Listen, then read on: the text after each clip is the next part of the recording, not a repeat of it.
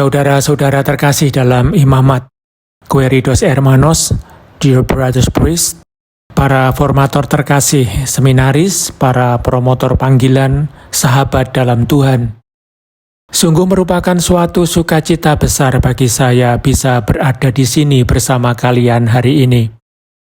Di tengah tahun suci ini, bersama-sama kita ingin memberi kesaksian bahwa menjadi imam yang bahagia adalah mungkin, karena Kristus memanggil kita, Kristus menjadikan kita sahabatnya.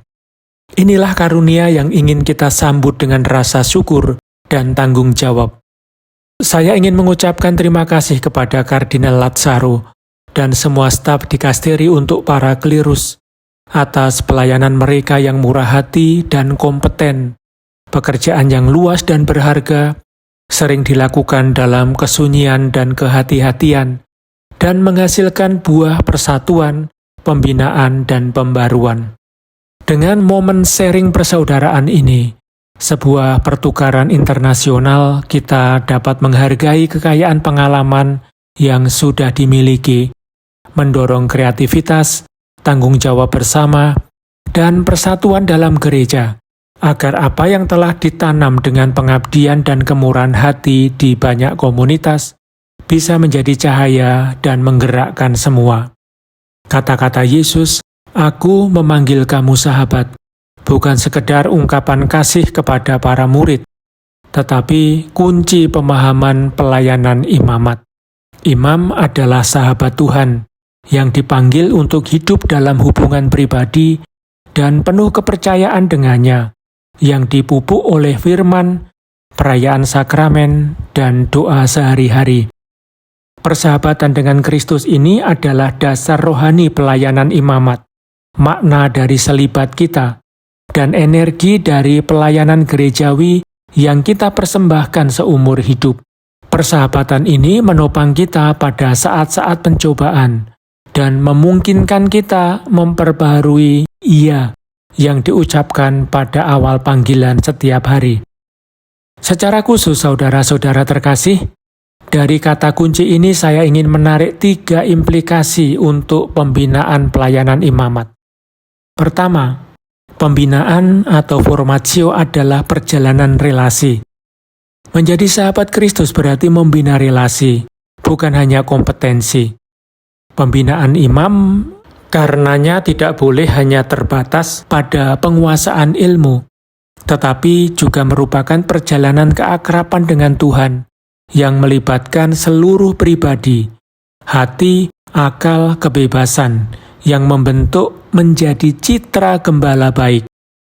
Hanya mereka yang hidup dalam persahabatan dengan Kristus dan penuh dengan Roh-Nya dapat memberitakan secara otentik, menghibur dengan belas kasih, dan memimpin dengan bijaksana.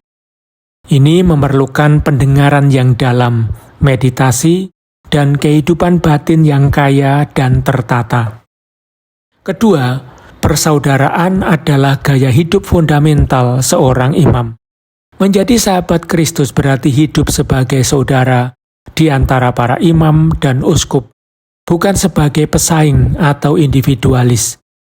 Pembinaan harus membantu membangun ikatan kuat di kalangan imam sebagai ekspresi gereja sinodal, di mana pertumbuhan bersama terjadi dengan berbagi suka dan duka pelayanan.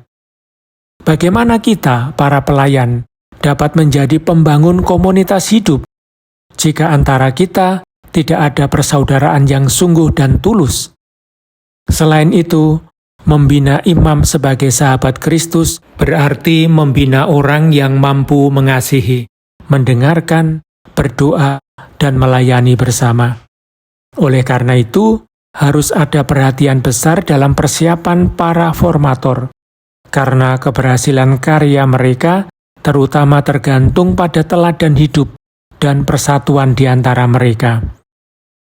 Pendirian seminari sendiri mengingatkan kita bahwa formatio para calon imam tidak bisa dilakukan secara terisolasi, melainkan membutuhkan keterlibatan semua sahabat Tuhan yang hidup sebagai murid-murid misioner untuk melayani umat Allah.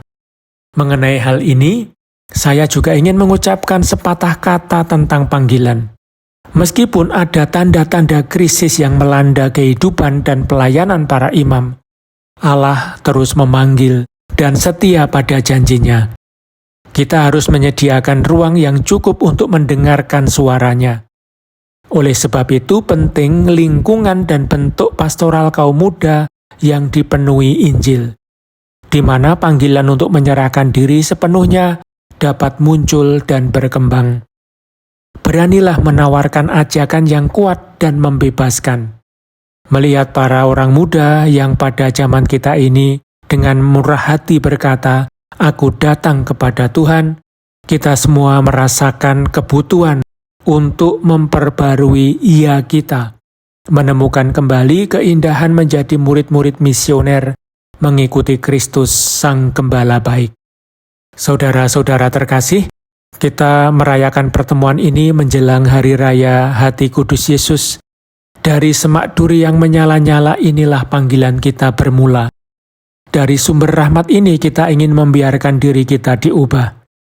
Ensiklik Paus Fransiskus Dilexit Nos adalah hadiah berharga bagi seluruh gereja, terutama bagi kita para imam.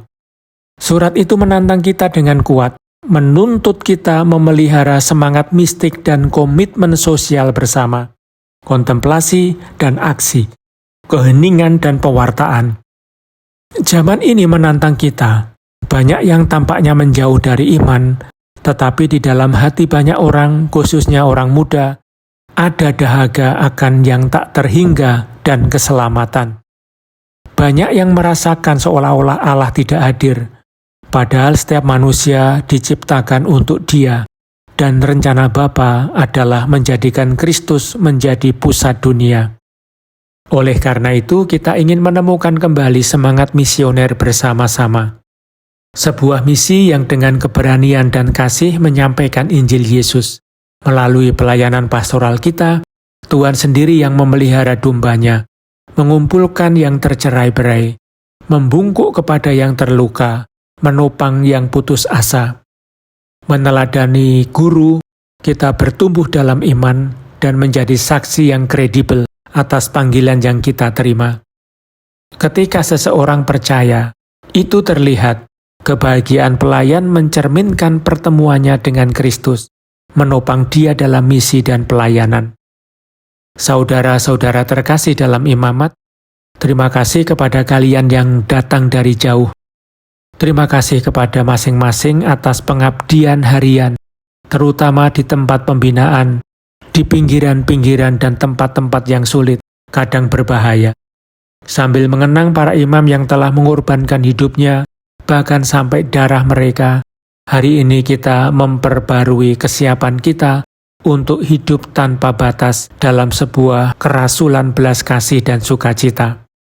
Terima kasih atas diri kalian sebagai imam, karena kalian mengingatkan semua orang bahwa menjadi imam itu indah, dan setiap panggilan Tuhan adalah terutama panggilan untuk menikmati sukacitanya.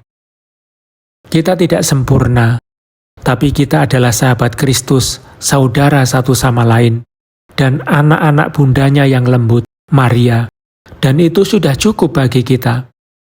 Mari kita mohon kepada Tuhan Yesus, kepada hatinya yang penuh belas kasih, yang membara, dengan cinta kepada setiap orang.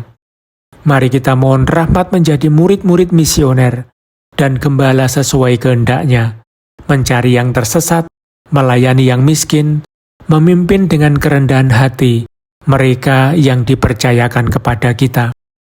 Semoga hatinya mengilhami rencana kita, mengubah hati kita, dan memperbarui kita dalam misi. Saya memberkati kalian dengan kasih dan berdoa untuk kalian semua. Waktunya sangat singkat, tapi apa yang saya katakan tadi sangat penting. Saya ingin menggarisbawahi pentingnya kehidupan rohani seorang imam.